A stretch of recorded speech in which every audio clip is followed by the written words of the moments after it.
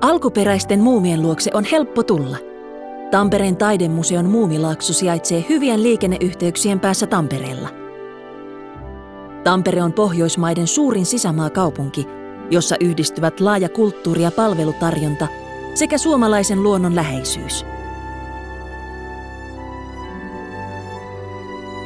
Tampere on myös Suomen ensimmäinen suuri teollisuuskaupunki, jonka historia näkyy yhä kaupunkikuvassa. Tampereen keskustaa hallitseva koski ja sen ympäristö ovat osa suomalaista kansallismaisemaa.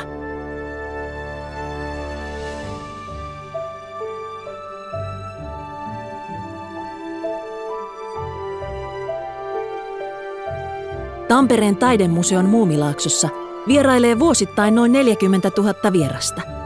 Museo sijaitsee Tampereen pääkirjasto Metson pohjakerroksessa. Metso on nähtävyys. Modernia arkkitehtuuria edustava pääkirjasto on saanut nimensä lintumaisesta muodostaan.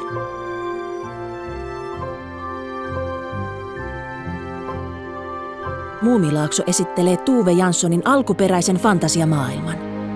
Vuonna 1987 avatun museon kokoelmissa on lähes 2000 teosta, jotka on saatu lahjoituksena Tove Janssonilta, Tuulikki Pietilältä ja Pentti Eistolalta.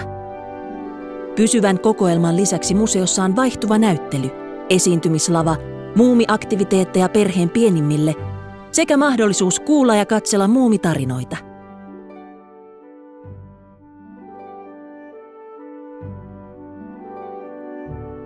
Tove Janssonin alkuperäisten kuvitusteosten lisäksi museossa on ihailtavina Tuulikki Pietilän kolmiulotteisia muumikuvaelmia, joissa muumikirjojen kohtaukset esitetään taidokkaasti ja tunnelmallisesti.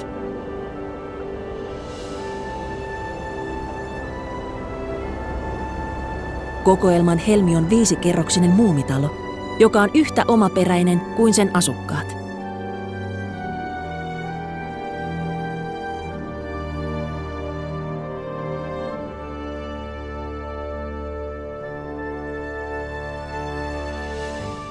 Muumilaaksossa arki vaihtuu maagiseksi matkaksi muumien kiehtovaan elämään.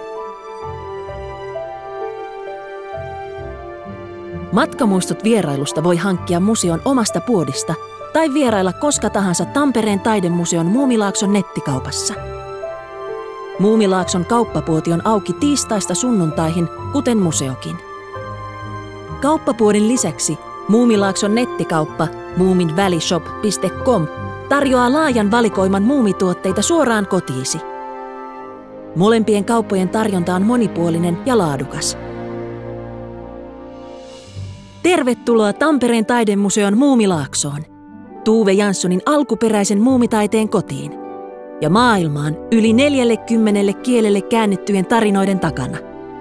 Siellä seurassasi ovat Muumipeikko, Pikkumyy, Niiskuneiti ja kaikki muut rakastetut hahmot.